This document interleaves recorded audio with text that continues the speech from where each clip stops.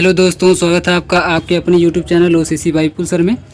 दोस्तों आज मैं आप लोगों को डीडीयू का जो 2022 का पेपर हुआ है एमसीक्यू, जो आपके सामने यहाँ पे दिख भी रहा है पीडीएफ में, इसका मैं आपको आंसर की बाकायदे बन गई है और मैं इसको प्रोवाइड करने जा रहा हूँ। तो जो लोग डीडीयू के स्टूडेंट हैं सेकेंड सेमेस्टर के, जो लोग एग्ज़ाम दे चुके हैं केमिस्ट्री का, वो लोग इसको मिलाते जाएंगे फटाफट से इसका आंसर और चेक कर लेंगे कि उनका कितना सही है।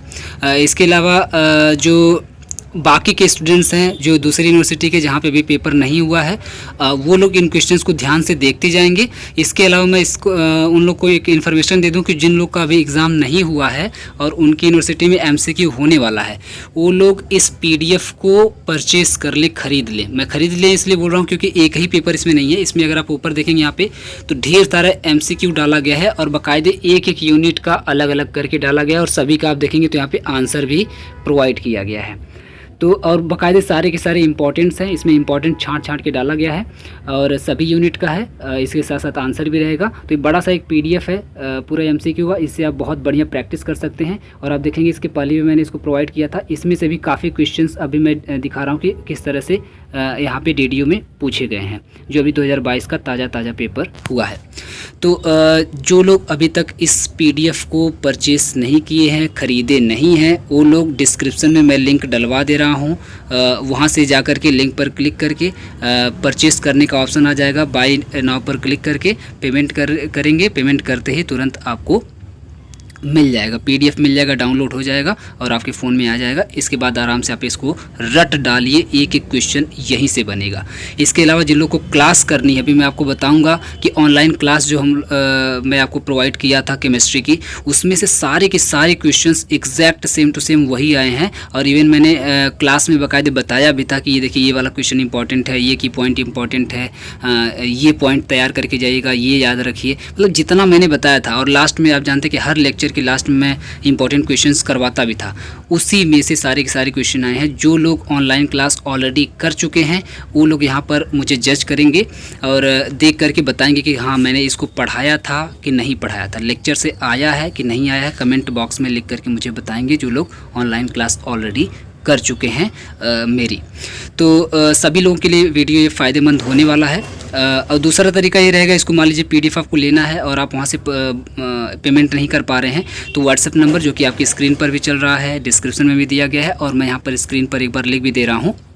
इस नंबर को आप नोट कर लीजिए, इस पर आप व्हाट्सएप करेंगे। व्हाट्सएप करके बताइए, अपना नाम बताइए, अपना इंट्रोडक्शन दीजिए और आपको ये पीडीएफ प्रोवाइड कर दिया जाएगा। ये सिर्फ पूरा का पूरा पीडीएफ सिर्फ 10 रुपीज़ का है। तो 10 रुपये आप पेमेंट करके जैसे ही स्क्रीनशॉट भेजेंगे व्हाट्सएप पर, वैसे ही पीडीएफ आपको सेंड कर दिया जाएगा। ऑलराइट।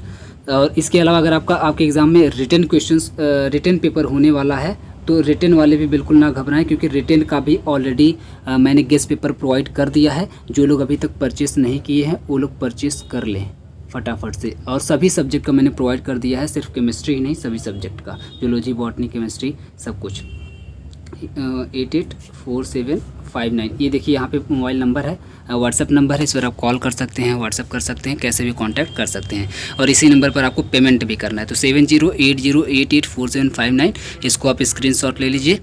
इसी पर आपको कांटेक्ट करना है और इसी पर आपको पीडीएफ भी भेज दिया जाएगा, इसी पर आपको पेमेंट भी करना है। तो अब मैं फटाफट से आता हूँ आंसर की पर। सारी इन्फॉर्मेशन मेरी कंप्लीट हो गई। देखिए सबसे पहले क्वेश्चन पर आते हैं। कुल टोटल मिला के आप देखेंगे तो पूछा गया है आपसे, टोटल मिला करके 40 क्वेश्चंस पूछे गए हैं आपके डीडीयू के एग्ज़ाम में। 40 में से देखिए कितने क्वेश्चंस लेक्चर से हैं। लेक्चर में अभी तक कार्बोहाइड्रेट का मैंने पढ़ा दिया और प्रोटीन अभी आपका चल रहा है।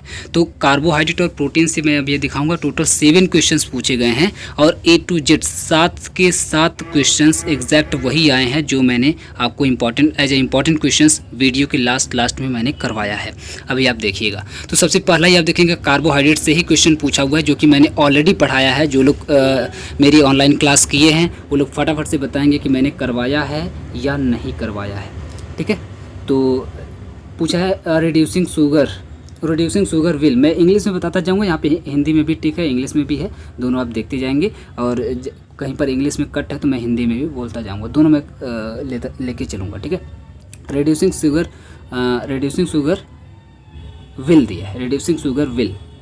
रिड्यूसिंग शुगर होगा, क्या करेगा? तो रिड्यूसिंग शुगर आप जानते हैं कि रिड्यूसिंग शुगर टॉलेंट रिएजेंट और फेलिंग रिएजेंट दोनों को क्या कर देता है, रिड्यूस कर देता है। तो रिड्यूसिंग फेलिंग सॉल्यूशन यहाँ पे दिया था पहले ऑप्शन में, और दूसरे ऑप्शन में दिया था रिड्यूसिंग टॉलेंट रिएजेंट, और यहाँ पे दिया था डू नॉट रिड्यूस। तो ये तो पहले ही गलत हो जाएगा, क्योंकि रिड्यूस करता है, जो करेगा उसे रिड्यूसिंग बोलेंगे, जो नहीं करेगा उसे नॉन रिड्यूसिंग शुगर बोलेंगे, जो मैंने आपको पढ़ाया था। तो बताइए ये बिल्कुल लेक्चर से आया है कि नहीं आया। तो इसमें ए एंड बी दोनों ऑप्शन क्योंकि सही है, तो बोथ ए एंड बी इसमें सही हो जाएगा ऑप्शन आपका। इसके अलावा क्वेश्चन नंबर 2, स्टार्च हाइड्रोलिसिस पर देता है हिंदी में, and starch gives on hydrolysis. तो आप जानते हैं स्टार्च को कि जब आप हाइड्रोलिसिस करेंगे तो आपको मिलेगा ग्लूकोज। ये भी क्वेश्चन देखिए लेक्चर से आया हुआ है, मैंने बहुत डिटेल में इसको पढ़ाया था कि स्टार्च किस तरह से हाइड्रोलिसिस पर ग्लूकोज देता है। इवन मैंने इसको याद भी आपको करवा दिया था। आपको यहाँ पे कोई प्रॉब्लम नहीं होनी चाहिए इस क्वेश्चन को करने में, ठीक है। तो ये हो गया आपका दूसरा क्वेश्चन। आगे बढ़ते हैं सुक्रोज। ये भी देखिए एकदम लेक्चर से आया हुआ है। जो लोग ऑनलाइन क्लास लिए हैं फटाफट से बोलते जाएंगे, जो लोग नोट्स लेके पढ़े वो लोग भी फटाफट से बोलते जाएंगे। नोट्स से भी सारे क्वेश्चन आए हैं, कहीं से आप यहाँ से मैटर लेकर के पढ़िए, वहीं से सारे क्वेश्चन आए हैं। सुक्रोज पूछा क्या है, तो सुक्रोज आप जानते हैं क्या है, डाइसैकराइड है। सुक्रोज क्या है, डाइसैकराइड है। अभी आपसे क्या पूछा था, स्टार्च पूछा था। स्टार्च को हाइड्रोलिसिस करेंगे तो देगा ग्लूकोज, एंड सुक्रोज की आप हाइड्रोलिसिस करेंगे तो ये आपको देगा एक ग्लूकोज और एक फ्रक्टोज। ये क्वेश्चन भी जो अभी मैं बता रहा हूँ ये भी अभी देखेंगे आप, लास्ट में पूछा हुआ है सेम टू सेम क्वेश्चन। और ये क्या है, एक डाइसैकराइड है, क्योंकि एक ग्लूकोज और एक फ्रक्टोज दे रहा है, इस वजह से ये हो जाएगा डाइसैकराइड।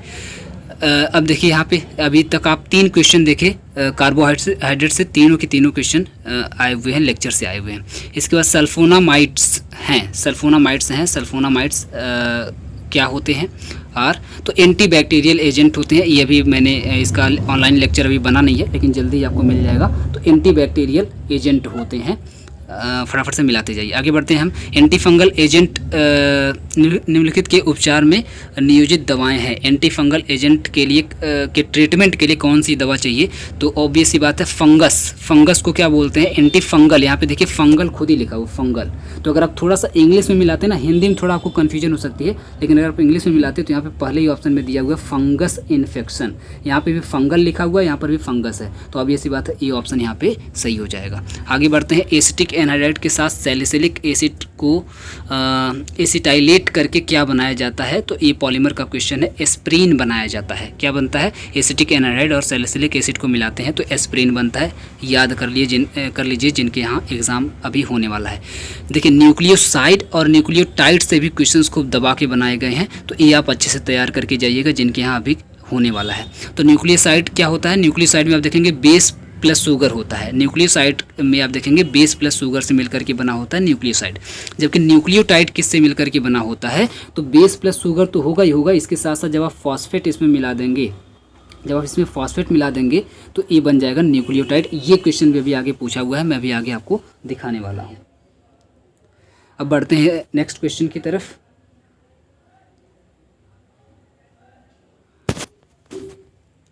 देखिए यहाँ पे पूछ लिया सेम टू सेम क्वेश्चन जो भी मैं बोल रहा था आपसे, न्यूक्लियोटाइड भी पूछा जाएगा। यहाँ देखिए पूछ लिया न्यूक्लियोटाइड की संरचना क्या है, तो देखिए base plus sugar plus phosphate है, जो भी मैं आपको बता रहा था। तो न्यूक्लियोसाइड और न्यूक्लियोटाइड दोनों की स्ट्रक्चर अभी आपसे पूछ लिया है तुरंत का तुरंत। आगे बढ़ते हैं। AMP का फुल फॉर्म क्या है, तो AMP मीन्स होता है एडेनिन मिनी फॉस्फेट करके होता है। वैसे एडिनाइन करके होता है ये, लेकिन यहाँ पे एडेनिन कर दिया है, एडिनोसिन होता है, यहाँ पे एडिनोसिन होता है, एडिनोसिन मोनोफॉस्फेट। एक्चुअल में अगर आप इसका नाम देखेंगे ना तो एडिनोसिन मोनोफॉस्फेट इसका नाम होता है, लेकिन यहाँ पर जो ऑप्शन में दिया हुआ है एडेनिन मिनी फॉस्फेट दिया हुआ है, तो इसे ही अभी आप सही मान लीजिए। ऑप्शन थोड़ा सा इनकरेक्ट बना हुआ है, लेकिन कोई बात नहीं। घन प्रणाली के लिए अच्छी अनुपात क्या है, तो ये तो बहुत ही सिंपल सा क्वेश्चन है, क्लास 12 में पहला ही चैप्टर आप पढ़े होंगे। तो alpha equal to beta equal to gamma, ये तीनों का ही एंगल 90 डिग्री होता है क्यूबिक के लिए। मैं इसको डिटेल में आगे चल करके पढ़ाऊँगा। आगे बढ़ते हैं। फिर से देखिए सॉलिड वाले चैप्टर से ही पूछा हुआ क्वेश्चन सॉलिड से। तो ट्राइक्लिनिक प्रणाली, ट्राइक्लिनिक सिस्टम के लिए एक्सियल रेडियस पूछा है, एक्सियल रेशियो क्या होगा। तो आप जानते हैं इसमें अगर एक कंडीशन दिया है, अगर यहाँ पर A does not equal to B does not equal to C हो, तो alpha does not equal to beta does not equal to gamma does not equal to 90 degree होता है। ये सब आप याद कर लीजिए, सब बहुत फैक्चुअल क्वेश्चन है, ये सब आपको याद होना ही चाहिए। सॉलिड से, क्रिस्टल से देखिए, फिर सॉलिड से फिर से पूछा हुआ, क्रिस्टल पाउडर की विधि में निम्नलिखित में से किस किरण का उपयोग किया जाता है। मीन्स क्रिस्टल पाउडर मेथड जिसको हम लोग बोलते हैं, बहुत ही फेमस मेथड है और बहुत इंपॉर्टेंट है, आपके सिलेबस में इस बार डाला गया है और यहाँ से क्वेश्चन बना भी दिया है। तो पाउडर मेथड में आप देखेंगे तो मोनोक्रोमेटिक रेज का इस्तेमाल किया जाता है। आगे बढ़ते हैं, NaCl क्रिस्टल पूछा है किस तरह का होता है। अब इससे हलवा क्वेश्चन तो कुछ नहीं बना सकता सॉलिड से। तो NaCl आप जानते हैं यह FCC होता है, 1000 बार पढ़ाया गया है आपको।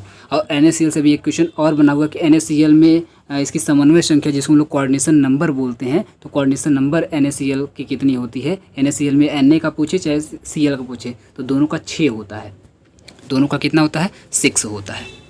आगे बढ़ते हैं, ब्रैग इक्वेशन। तो ब्रैग इक्वेशन आप जानते हैं कि ब्रैग डिफ्रैक्शन लॉ करके आप पढ़े होंगे, डिफ्रैक्शन लॉ, रिफ्रैक्शन लॉ। तो ये देखिए डिफ्रैक्शन दे दे, रिफ्लेक्शन दे दे, इस तरह से कुछ मतलब दे दे तो आप उसी पर टिक लगा दीजिए। तो इसमें देखिए यहाँ पे ए वाला ऑप्शन रखा हुआ, सॉरी डी लास्ट वाला ऑप्शन आपका रखा हुआ है। तो लास्ट वाले ऑप्शन पर, एक मिनट, लास्ट वाले ऑप्शन पर आप यहाँ पे टिक कर दीजिए, डी ऑप्शन। आगे बढ़ते हैं, फिर से देखिए ब्रैग इक्वेशन से ही। अब जो लड़का थोड़ा सा भी अगर कॉमन सेंस लगाएगा ना, जो स्टूडेंट थोड़ा भी पढ़ने में ठीक होगा और कॉमन सेंस अपना इस्तेमाल करेगा, तो वो इस वाले क्वेश्चन को बहुत ही ईजिली आराम से कर पाएगा। आप देख रहे हैं यहाँ पे साफ साफ, अभी मैं क्वेश्चन आपको दिखा दे रहा हूँ, यहाँ देखिए अभी साफ साफ यहाँ पे लिखा हुआ था ब्रैग समीकरण, और यहाँ पे बाकायदे साफ साफ देखिए लिखा हुआ है, यहाँ पर भी देखिए लिखा हुआ है इंग्लिश में भी, यानी कि n lambda equal to 2d sine theta होता है ब्रैग इक्वेशन। और सेम चीज़ यही भी यहाँ पे पूछ लिया कि एक्सरे के विवर्तन के लिए ब्रैग का समीकरण क्या है, यानी कि Bragg equation for X ray diffraction. तो ऑब्वियस सी बात है, यही तो आंसर देखिए यहाँ पे दे दिया है, पिछले क्वेश्चन में ये आपको आंसर दे दिया है, n lambda equal to 2d sine theta. वो भी तुरंत दे दिया कि कोई लड़का तुरंत देख के बता दे। तो जो कॉमन सेंस लगाया होगा, और ये देखिए जिसका पेपर है उसने इसको तो गलत किया है, इसको भी गलत किया है। यहाँ से देख करके सीधे कर देना चाहिए था, लेकिन इसने किसको लगा दिया, ए स्क्वायर वाले को लगा दिया, तो ये यहाँ पे गलत हो गया। ठीक है, ठीक से मिला लेना चाहिए था। तो इस तरह से आप अपने एग्ज़ाम में ऑब्जेक्टिव वाले ध्यान देंगे थोड़ा, अगर आप कॉमन सेंस लगाएंगे ना, 2-3 का आंसर तो आपको इसी में मिल जाएगा, 2-3 क्वेश्चन का आंसर आपको पेपर में ही मिल जाएगा, ये मेरी गारंटी है। देखिए NaCl का जो मैं अभी आपको बता रहा था, देखिए यहाँ पे पूछ लिया कि NaCl की समन्वय संख्या कितनी है, कोऑर्डिनेशन नंबर क्या है, तो 6 होता है, यानी कि 6। समरूपता जिसको एलिमेंट ऑफ सिमेट्री बोलते हैं, ये क्या होता है। तो एलिमेंट ऑफ सिमेट्री में आप देखेंगे सभी तरह की सिमेट्री, दुनिया की जितनी सिमेट्री है सब एलिमेंट ऑफ सिमेट्री में आ जाती है। तो अब ऐसी बात है, plane of symmetry, axis of symmetry, centre of symmetry, तीनों को मिला देंगे तो यहाँ पे हो जाएगी ऑल ऑफ तीज, यानी कि तीनों सिमेट्री इसके अंदर आती है। आगे बढ़ते हैं, एमॉर्फस सॉलिड। तो एमॉर्फस सॉलिड में कुछ नहीं होता भैया, एमॉर्फस सॉलिड में कुछ नहीं होता है, ना ही उसका शार्प मेल्टिंग पॉइंट होता है, ना ही ज्योमेट्रिकल शेप उसके पास कोई होती है रेगुलर, ना ही उसमें उसके स्ट्रक्चर में कोई रेगुलरिटीज होती है, मीन्स कुछ नहीं उसके पास होता है। तो आप ये बोल लीजिए सभी, क्योंकि वो बहुत ही सुपर कूल्ड सब्सटेंस होता है, सुपर कूल्ड सॉलिड होता है। जैसे आप हमेशा याद रखिए, एमॉर्फस सॉलिड में आप हमेशा कांच को याद रखिए, शीशे को याद रखिए। ये सब बातें मैंने क्लास 12 में भी बहुत डिटेल में आपको पढ़ाया था सॉलिड वाले में। तो आगे बढ़ते हैं, निम्नलिखित में से कौन पॉलीएमाइड अणु है, पॉलीएमाइड। तो याद रखिएगा, ये जो नायलॉन वाला जितना भी पूछेगा, चाहे नायलॉन 6 पूछे चाहे नायलॉन 6 पूछे, ये दोनों ही पॉलीएमाइड होते हैं। एमाइड, इसमें एमाइड ग्रुप जुड़ा होता है।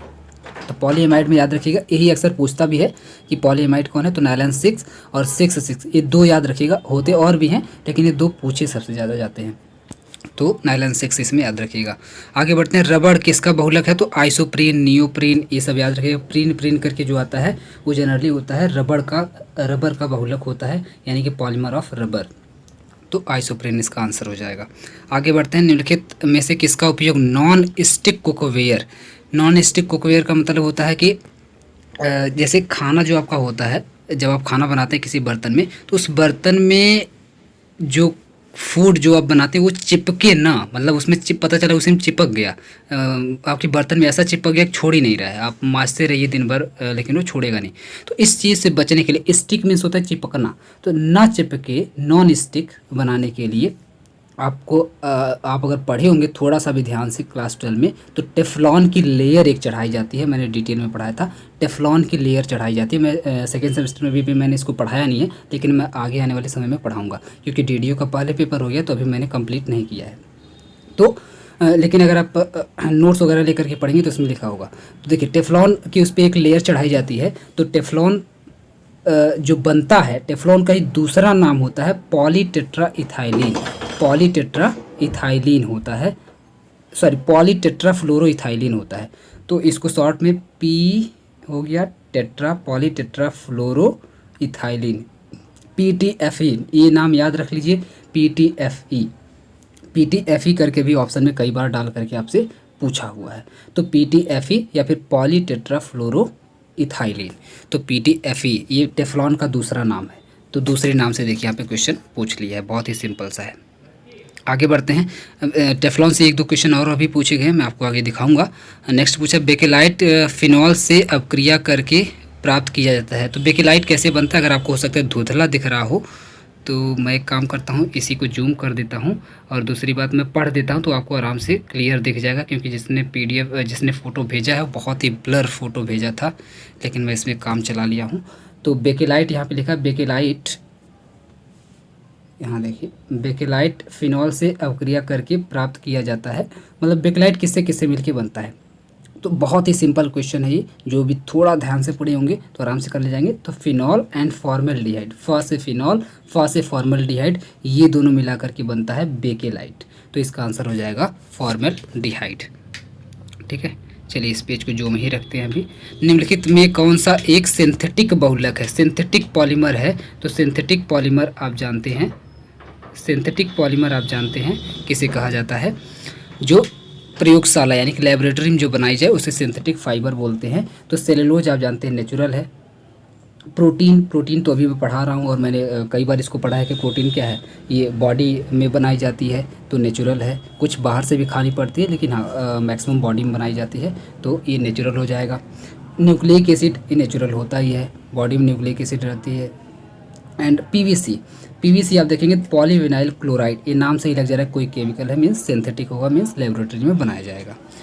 इसका फुल फॉर्म भी याद रखिएगा। अभी यहाँ पे पीवीसी से एक और क्वेश्चन पूछा है कि ये जो पॉलीविनाइल क्लोराइड है ये बनता किससे है। तो इसका नाम ही है पॉलीविनाइल क्लोराइड। तो अब ऐसी बात है किससे मिलकर के बनेगा, वीसी यानी कि वेनाइल क्लोराइड से मिलकर के बनेगा। ढेर सारा वेनाइल क्लोराइड मिलेगा तब जा करके पॉलीविनाइल हो जाएगा। तो अगर आप देखिए, मैंने बोला था ना कि 2-3 क्वेश्चन का आंसर तो आपको इसी पेपर में ही मिल जाएगा ऑब्जेक्टिव, अगर आप सॉल्व कर रहे हैं बीएससी का। तो यहाँ पे अगर आप ध्यान से देखेंगे तो आराम से आपको यहाँ से आंसर मिल जाएगा नेक्स्ट क्वेश्चन का। भी आगे देखिए, यहाँ पे देखिए पूछा ही है, पहले मैं चलिए इसी को करवा देता हूँ। ये देखिए यहाँ पे आगे पूछा हुआ है पीवीसी मोनोमर है किसका है। तो पीवीसी मोनोमर है यहाँ पर वेनाइल क्लोराइड यानी कि वीसी। देख लीजिए यहाँ पे पीवीसी का वीसी, अगर आप ध्यान से देखेंगे तो मिल जाएगा आंसर आपको। नेक्स्ट की अगर मैं इसमें बात करूँ इसमें, तो निम्नलिखित में से कौन सा प्राकृतिक बहुलक है यानी कि नेचुरल पॉलीमर है। तो ऑब्वियस सी बात है, अगर आप देखिए पॉलिस्टर का कपड़ा वगैरह बनता है तो बताइए क्या ये नेचुरल होगा। नायलॉन 6 अभी आप देखते हैं इसका टायर वगैरह बनता है तो कैसे बनता होगा। नैना दीज को तो काट दीजिए, स्टार्च अपने आप यहाँ पे हो जाएगा, और स्टार्च को मैंने पढ़ाया भी है। आगे बढ़ते हैं, इसका मैंने बता ही दिया। नेक्स्ट की तरफ अगर मैं आऊँ तो टेरिलीन। नेक्स्ट पूछा टेरिलीन एथिलीन ग्लाइकॉल का संघनन बहुलक है यानी कि कंडेंसेशन पॉलीमर। कंडेंसेशन पॉलीमर जिसको बोलते हैं, कंडेंसेशन पॉलीमर किसका, टेरिलीन एथिलीन ग्लाइकॉल का।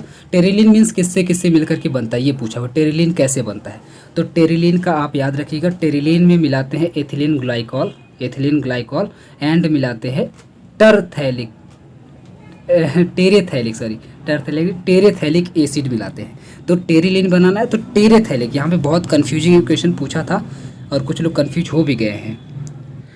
ये देखिए जिसका पेपर है ये भी कंफ्यूज हो गया है, थैलिक एसिड पर लगा दिया, लेकिन टेरेथैलिक होगा क्योंकि टेरिलीन से टेरेथैलिक, याद रखिएगा terephthalic.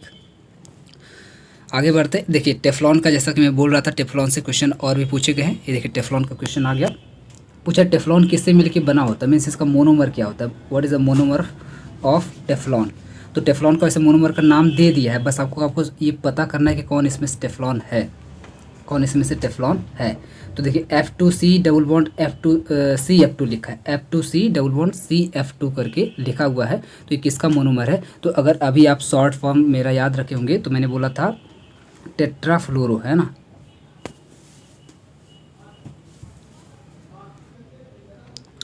Tetrafluoro ethylene, tetrafluoro ethylene. तो टेट्राफ्लोरो एथिलीन TFE जब एक कई बार मिल जाता है, कई बार जब ये मिल जाता है तभी पॉली टेट्राफ्लोरो एथिलीन हो जाता है। तो पॉली को अभी हटा दीजिए, टेट्राफ्लोरो एथिलीन यही इसका क्या हो जाएगा, मोनोमर। पॉली तब लगेगा जब ढेर सारा पॉलीमर बन जाएगा, तब पॉलीमर लगेगा, तब पॉली लगेगा। लेकिन अभी मोनोमर पूछा है तो TFE यानी कि टेट्राफ्लोरो एथिलीन। तो अगर आप ध्यान से देखेंगे तो इसमें फ्लोरीन कितना है, 2 फ्लोरीन यहाँ है, 2 फ्लोरीन यहाँ है, 2 फ्लोरीन यहाँ है, 2 फ्लोरीन यहाँ है, दोनों में 2-2 फ्लोरीन है। तो ऑब्वियस सी बात हो जाएगा टेट्राफ्लोरो, और C डबल बॉन्ड C यानी जब डबल बॉन्ड लग जाए 2 कार्बन के बीच में तो वो एथिलीन हो जाता है। तो ये हो जाएगा टेफ्लॉन का PTFE। आगे बढ़ते हैं। पॉलीफॉस्फाजीन को क्या कहा जाता है, तो पॉलीफॉस्फाजीन हो गया और एक सिलिकॉन, दोनों याद रखिएगा। अब यहाँ पे फॉस्फाजीन करके पूछा है, फॉस्फाजीन और सिलिकॉन ये दोनों अक्सर पूछे जाते हैं। तो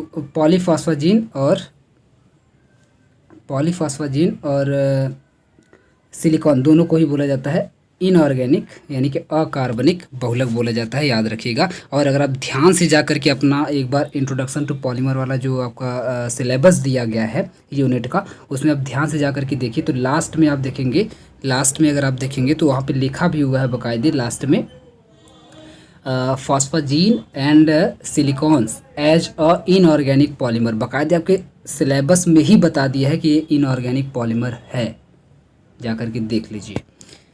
आगे बढ़ते हैं। सिलिकॉन देखिए, सिलिकॉन से देखिए पूछ ही लिया क्वेश्चन, अभी मैं बात कर रहा था सिलिकॉन की। तो सिलिकॉन में पूछा है पॉलीसिलिकॉन। पॉलीसिलिकॉन तब होगा जब ढेर सारा सिलिकॉन आपस में मिल जाएगा, तब पॉलीसिलिकॉन बनेगा। और इसके लिए जो कैटलिस्ट यूज किया जाता है वो जनरली आप देखेंगे तो यहाँ पे कन्फ्यूजिंग है। अगर आप देखेंगे तो जनरली यूज किया जाता है यहाँ पे एज अ कैटलिस्ट किसी भी मेटल का सॉल्ट यूज किया जाता है, मेटल का सॉल्ट यूज किया जाता है। तो मेटल के सॉल्ट में भी यहाँ पे क्योंकि मेटल में Ti दिया था टाइटेनियम, तो मैंने टाइटेनियम ले लिया TiCl4। अदरवाइज यहाँ पे हो सकता है कुछ और भी यहाँ पे मेटल लेकर के दे दे, तो आप कंफ्यूज मत करिएगा, उसी को टिक लगा दीजिएगा, ठीक है। फिलहाल इस पे लगा लीजिए।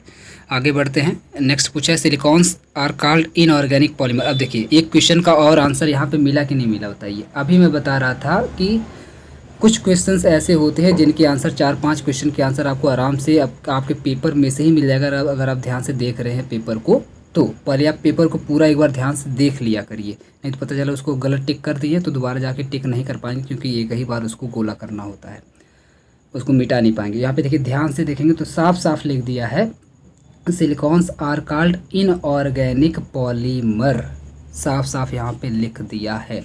और जो लोग हिंदी में पेपर सॉल्व करते हैं उनसे भी मेरी रिक्वेस्ट है कि वो लोग एक बार इंग्लिश वाला भी क्वेश्चन पढ़ लिया करें, आराम से आपको कुछ आंसर मिल जाएगा। और जो लोग इंग्लिश में पेपर सॉल्व करते हैं उनसे भी मैं बता रहा हूँ कि वो लोग हिंदी वाला भी क्वेश्चन पढ़ लिया करें, क्योंकि कुछ चीज़ें हिंदी से भी मैच कर जाती हैं, तो आराम से आपको आंसर मिल जाएगा, ठीक है। तो दोनों लोग ध्यान देंगे, ऐसा नहीं कि हम तो इंग्लिश में ही सॉल्व करेंगे, इंग्लिश वाले हैं हम तो हिंदी में सॉल्व करेंगे, हमको तो इंग्लिश आती नहीं है, ऐसा नहीं है। आप दोनों पढ़ लिया करिए, ये मेरी रिक्वेस्ट आपसे है, नहीं तो 2-3 क्वेश्चन हो सकता है आपके गलत हो जाए ऐसे ही। तो ऑब्वियस सी बात यहाँ पे देखिए उसका आंसर पहले तो मिल गया। दूसरी बात इनऑर्गेनिक, ये देखिए इससे हलवा क्वेश्चन और कुछ हो नहीं सकता। यहाँ पे क्या पूछा है, इनऑर्गेनिक पॉलीमर है क्योंकि ऑब्वियस सी बात इनऑर्गेनिक हम लोग किसको बोलते हैं, जिसमें कार्बन ना हो। जिसमें कार्बन होता है उसे बोलते हैं ऑर्गेनिक, यानी कि कार्बनिक उसको बोला जाता है। और जिसमें कार्बन नहीं होता उसको बोलते हैं इनऑर्गेनिक, यानी कि अकार्बनिक, यानी कि जिसमें कार्बन परमाणु ना हो। वैसे भी सिलिकॉन में आप जानते हैं Si होता है और Si के चारों तरफ फिर से Si यहाँ पे जुड़ा होता है। तो यहाँ पे कहाँ से आ जाएगा कार्बन जब सिलिकॉन है तो, ठीक है। तो ये देखिए बहुत ही बढ़िया क्वेश्चन था। आगे बढ़ते हैं। जिगलर नट्टा यहाँ पे पूछा है कैटलिस्ट होता है, जिगलर नट्टा कैटलिस्ट इसमें से कौन है। तो ऑब्वियस सी बात है जिगलर नट्टा कैटलिस्ट में कोई एक आप देखेंगे R3 यहाँ पे लिखा है, तो R3 का मतलब होता है कोई एल्किल ग्रुप। यहाँ पे C2H5 भी हो सकता है, या और वैसे जनरली आप देखेंगे C2H5 होता है, C2H5 होता है। C2H5 के बाद यहाँ पे Al लगा होता है Al, और इसके बाद प्लस में होता है TiCl4 4, याद रखिएगा, TiCl3 नहीं, TiCl4 होता है, TiCl4 होता है। तो ये यहाँ पे आप याद रखिएगा कि एल्किल 3 बार रहेगा, इसके बाद एल्यूमिनियम रहेगा और TiCl4 रहेगा। अगर आपको TiCl4 भी अगर याद होता तो आप बड़े आराम से कर ले जाते वाला क्वेश्चन यहाँ पे जो दिया गया है आपको। ठीक है, आगे बढ़ते हैं, नेक्स्ट क्वेश्चन पे आते हैं। बेकेलाइट से क्वेश्चन पूछा हुआ है। बेकेलाइट ने मेलाकाइट ग्रीन के संघनन द्वारा, किसके संघनन द्वारा प्राप्त किया जाता है? तो मेलाकाइट का आप याद रख लीजिएगा कि मेलाकाइट किससे किससे मिलकर बनता है, तो बेंजल्डिहाइड और dimethyl aniline benzaldehyde and dimethyl aniline से मिलकर के बनता है मेलाकाइट ग्रीन। ये तो बस सीधे रट्टा मारने वाली चीज़ है। आगे बढ़ते हैं, नेक्स्ट पूछा बेसिक डाई कौन सी है? तो बेसिक डाई में कुछ का नाम आप याद रख लीजिएगा, जिसमें से आती है एलिजारीन भी। क्या आती है? एलिजारीन भी एक तरह की बेसिक डाई है। कांगो रेड भी एक तरह की बेसिक डाई है। तो इस तरह से 3 4 5 बहुत ही फेमस बेसिक डाई हैं, उनको आप अच्छे से याद कर लीजिएगा। बेसिक डाई पूछी जाती है, एसिडिक डाई पूछी जाती है, इसके साथ साथ एजो डाई पूछी जाती है। तो इस सब के सब आप याद करके जाएंगे, यहाँ से क्वेश्चन पूछा जाएगा। इसके बाद देखिए पूछा वेट डाई, देखिए होती है वेट डाई क्या है? तो इंडिगो, जो अभी यहाँ पे ऑप्शन दिया था ना, इंडिगो क्या है? एक तरह की वेट डाई होती है। तो ये देखिए आराम से यहाँ पे क्वेश्चन पूछ लिया है। आगे बढ़ते हैं, यहाँ पे 2 तो डाई से ही क्वेश्चन हो गया। आगे बढ़ते हैं, ये भी देखिए एक बढ़िया क्वेश्चन था। अगर आप ध्यान से क्वेश्चन को पढ़ते तो आराम से इसको आप कर ले जाते हैं। देखिए अभी मैं यहाँ पे क्वेश्चन आंसर की बताने के साथ साथ मैं कैसे सॉल्व करना है MCQ, इसकी भी टेक्निक बताते जा रहा हूँ। इसके साथ साथ कौन कौन से इंपॉर्टेंट टॉपिक्स हो सकते हैं जिनके अभी एग्ज़ाम नहीं हुआ है, वो भी मैं बताते जा रहा हूँ। इस वजह से थोड़ा सा वीडियो लंबा होगा, लेकिन इससे आपको फ़ायदा बहुत ज़्यादा मिलेगा। जिनका भी पेपर फ़िलहाल नहीं हुआ है उनको सबसे ज़्यादा यहाँ से फ़ायदा होगा। जिनको आंसर की मिलानी है वो थोड़ा वीडियो को फास्ट कर लें, ताकि वो फटाफट से बस आंसर देख देख के मिलाते चले जाएँ। और जिनका पेपर नहीं हुआ है वो लोग ठीक से पूरा डिटेल में एक्सप्लेनेशन को ध्यान से पढ़ें और देखें। देखिए पूछा नेक्स्ट फिनोप्थलीन, यहाँ पे लिखा है फिनोप्थलीन। अगर आपको नहीं दिख रहा होगा तो मैं बोल दे रहा हूँ कि फिनोप्थलीन लिखा है। फिनोप्थलीन किससे मिलकर के बनता है? फिनोप्थलीन डाई किससे मिलकर के बनती है, किसके कंडेंसेशन से बनती है? तो फिनोप्थलीन, थिलीन लिखा ना, थिलीन, तो थिलीन से हो जाएगा थैलीन डाई। कैसी डाई है? थैलीन डाई है। सॉरी, पूछा इसका क्लास कौन सा है, फिनोप्थलीन किस क्लास की डाई है? तो फिनोप्थलीन आप देखेंगे कई क्लास होता है, डाइज का कई क्लास होता है, मैं इसको डिटेल में कभी पढ़ाऊंगा। तो इसमें से थैलीन डाई, यहाँ पे अगर आप ध्यान से देखेंगे इसके लास्ट में क्या लगा है? थैलीन लगा है। तो थैलीन से हो जाएगा फिनोप्थलीन। अगर आप इंग्लिश का इसका क्वेश्चन देखेंगे तो इंग्लिश में यहाँ पे फिनोप्थलीन में फिनॉफ निकाल दीजिए यहाँ से, तो देखिए PTHALILEIN लिखा हुआ है। तो ये थैलीन वाला आप अगर आप स्पेलिंग मैच करेंगे तो आराम से ऑप्शन ए में ही मैच हो जाती और आराम से इसको आप सॉल्व कर सकते थे बिना, अगर मान लीजिए आपको नहीं आ रहा था तब भी। नेक्स्ट देखिए एजो का भी मैं नाम ले रहा था। एजो देखिए यहाँ से पूछ ही लिया है आपसे कि एजो ग्रुप क्या है, मतलब एजो डाई हम लोग किसको बोलते हैं? तो N2 जिसमें लगा होता है उसको लोग एजो बोलते हैं। तो N2 बोल लीजिए, या फिर N डबल बॉन्ड N हो और दोनों तरफ इसका एक एक बॉन्ड खाली हो, उसको बोलते हैं एजो ग्रुप बोलते हैं। N2 जिसमें लगा होगा उसे एजो डाई बोलेंगे। नेक्स्ट देखिए फिर से आ गया है आपका क्वेश्चन कार्बोहाइड्रेट से, जो मैं ऑलरेडी आपको पढ़ा चुका हूँ। तो मोनोसैकेराइड पूछा है, मोनोसैकेराइड कौन सा है? इसमें से मोनोसैकेराइड कौन सा है? तो ऑब्वियसली बताओ, ग्लूकोज क्या है? मोनोसैकेराइड। फ्रक्टोज क्या है? मोनोसैकेराइड। ए और बी दोनों ऑप्शन इसमें सही हो जाएंगे। ये सब तो मतलब हलवा क्वेश्चन है, इससे तगड़ा भी पूछता ना तब भी लेक्चर से ही आता। फिर से देखिए एक और पूछा है कार्बोहाइड्रेट से ही, जो मैंने आपको ऑलरेडी लेक्चर में पढ़ा दिया है। हाइड्रोलिसिस पर शुगर देता है, शुगर हाइड्रोलिसिस करने पर क्या देगा? तो अभी अगर आपको याद होगा तो मैं अभी जब पढ़ा रहा था, अभी एक क्वेश्चन में सॉल्व करवा रहा था ऐसे ही सुक्रोज वाला। तो सुक्रोज में मैंने बताया कि सुक्रोज की अगर आप हाइड्रोलिसिस करेंगे तो क्या देगा? सुक्रोज की हाइड्रोलिसिस करेंगे तो क्या देगा? और यहाँ पे देखिए शुगर का पूछा है, शुगर की हाइड्रोलिसिस करेंगे तो क्या देगा? तो ग्लूकोज और फ्रक्टोज दोनों देता है, याद रखिएगा। एक ग्लूकोज और एक फ्रक्टोज देगा। आगे बढ़ते हैं इसमें, ग्लाइसिन का अगर इसमें बात करें तो ग्लाइसिन, अगर आप प्रोटीन का मेरा लेक्चर देखेंगे तो ग्लाइसिन की स्ट्रक्चर मैं कई बार बनाया हूँ। तो ग्लाइसिन की स्ट्रक्चर अगर आप देखेंगे तो होती है C2H5 सॉरी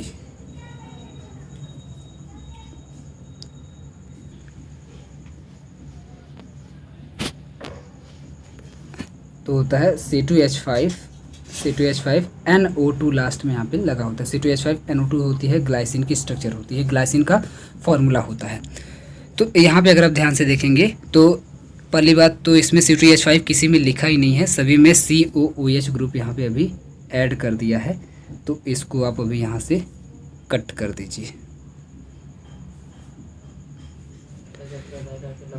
लेकिन इसका अगर आप प्रोटीन में देखेंगे, प्रोटीन जो बनती है तो प्रोटीन में आप जानते हैं कि यहाँ पे होता है कार्बन, यहाँ पे होता है कार्बन और इधर होता है COOH, एक तरफ होता है, एक तरफ COOH होता है, एक तरफ NH2 ग्रुप होता है, एक तरफ COH होता है, एक तरफ NH2 ग्रुप होता है। मैंने प्रोटीन में कई बार इसकी स्ट्रक्चर बनाई है। और एक तरफ आप जानते हैं यहाँ पे हाइड्रोजन, और यहाँ पर भी अगर हम लोग हाइड्रोजन लगा दें, दोनों तरफ अगर हम लोग हाइड्रोजन लगा दें तब मैंने बताया था ये हो जाएगा आपका ग्लाइसिन, ये हो जाएगा ग्लाइसिन। और एक तरफ यहाँ पे हाइड्रोजन हटा करके यहाँ पे अगर हम लोग CH3 लगा दें तो ये हो जाता है एलानिन, तो ये हो जाएगा ग्लाइसिन और एलानिन। तो इसमें अगर आप स्ट्रक्चर मैच करेंगे तो यहाँ पे ग्लाइसिन की एक तो होता है और एक यहाँ पे ये वाली स्ट्रक्चर यहाँ पे, क्योंकि प्रोटीन से क्वेश्चन पूछा है तो ये सही हो जाएगा। इसको आप सही कर लीजिएगा। एक क्वेश्चन थोड़ा गलत टिक हो गया है, इसमें जो ऑप्शन सही है C ऑप्शन यहाँ पे सही है, D ऑप्शन सही नहीं है। इसमें जो ऑप्शन सही है वो आपका C ऑप्शन सही हो जाएगा। ठीक है, चलिए आगे बढ़ते हैं। इसमें ग्लाइसिन का जलीय विलयन किसके बनने के कारण उदासीन होता है? तो ऑब्वियस सी बात है, लास्ट क्वेश्चन है। ग्लाइसिन का जलीय विलयन ऑब्वियस सी बात है, अगर आप प्रोटीन वाला लेक्चर मेरा देखोगे तो उसमें मैंने ज्विटर आयन पढ़ाया था। तो ज्विटर आयन बनने के कारण, क्योंकि ज्विटर आयन बनता ही इसीलिए है क्योंकि उसमें कैटायन और एनायन दोनों की प्रॉपर्टी आ जाती है, जिसको हम लोग एम्फोटेरिक सॉल्यूशन भी बोलते हैं। तो ऑब्वियस बात है ज्विटर आयन की वजह से यहाँ पर ग्लाइसिन जो होगा वो, इसी ग्लाइसिन से देखिए दूसरा क्वेश्चन पूछा है कि ये उदासीन बिहेव करने लगेगा, क्योंकि इसमें NH2 ग्रुप भी है। तो NH2 ग्रुप यहाँ पे एज अ कैटायन एक्ट करने लगेगा प्लस चार्ज की तरह से, और COOH ग्रुप जो इसमें रहेगा वो यहाँ पे H हट जाएगा तो यहाँ पे नेगेटिव चार्ज की तरह से बिहेव करने लगेगा, जिसकी वजह से ये दोनों इसमें आ जाएगा, यानी कि दोनों मिलकर के हो जाएंगे उदासीन, यानी कि न्यूट्रल हो जाएंगे। ठीक है, तो ज्विटर आयन इसका आंसर हो जाएगा। तो इस तरह से क्वेश्चन पूछा गया। तो एक क्वेश्चन यहाँ पे आप बस सही कर लीजिएगा, ये प्रोटीन से क्योंकि पूछा हुआ है तो ये बिल्कुल सही है। यहाँ पे ये वाला ऑप्शन, C वाला ऑप्शन यहाँ पे सही बिल्कुल हो जाएगा, NH2 CH2 और COOH। तो उम्मीद करते हैं कि आपको ये आप आराम से इसको मैच कर लिए होंगे पूरे के पूरे आंसर को। और इसके साथ साथ अगर फिर से मैं बता दूं कि जो लोग PDF अभी तक परचेस नहीं किए हैं, यहाँ पे देखिए ढेर सारे क्वेश्चंस डाले गए हैं, तो लोग इस पूरे PDF को परचेस करके पढ़ ले। और इसमें से आप देखिएगा कि जो यहाँ नीचे मैंने जो इसमें पेपर ऐड किया है इसको पूरा आप पढ़िएगा ऊपर का, और फिर आप नीचे पेपर मैच करिएगा, आप देखेंगे काफ़ी क्वेश्चन से यहाँ से डायरेक्ट पूछे गए हैं। ठीक है, तो उम्मीद करते हैं कि आपको वीडियो अच्छा लगा होगा, इन्फॉर्मेशन अच्छी लगी होगी। किसी और पेपर, किसी और सब्जेक्ट का कोई भी मटेरियल चाहिए, कुछ भी आपको चाहिए UG PG से रिलेटेड, BA BSc BCom, कुछ इन सभी चीज़ों से रिलेटेड, तो आप प्लीज़ मुझे कमेंट बॉक्स में लिखिएगा, या फिर व्हाट्सएप नंबर आप जान ही गए हैं, उस पर आप संपर्क करके बोलिएगा, मैं आपको ज़रूर प्रोवाइड करूँगा। फिर मिलते हैं नेक्स्ट वीडियो में, तब तक के लिए बहुत बहुत धन्यवाद।